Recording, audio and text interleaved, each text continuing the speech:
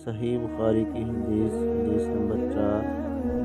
آپ صلی اللہ علیہ وآلہ وسلم نے وحی کے رک جانے کے زمانے کے حالات بیان فرماتے ہوئے کہا کہ ایک روز میں چلا جا رہا تھا کہ اچانک میں نے آسمان کی طرف ایک آواز سنی اور میں نے اپنا سر آسمان کی طرف اٹھایا، کیا دیکھتا ہوں کہ وہی فرشتہ جو میرے پاس غار حرا میں آیا تھا وہ آسمان و زمین کے بیچ میں ایک کرسی پر بیٹھا ہوا ہے۔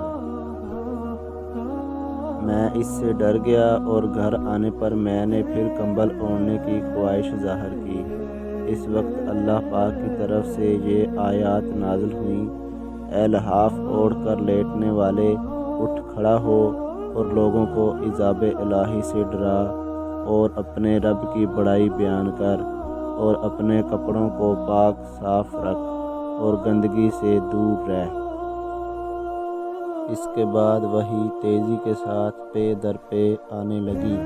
اس حدیث کو یحییٰ بن بکیر کے علاوہ لیث بن سعد سے عبداللہ بن یوسف اور ابو صالح نے بھی روایت کیا ہے، اور عقیل کے علاوہ زہری سے حلال بن رواد نے بھی روایت کیا ہے۔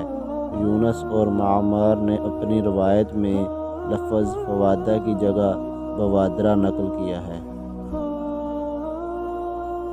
Please subscribe my YouTube channel, like, share and also comments for suggestion. Thank you.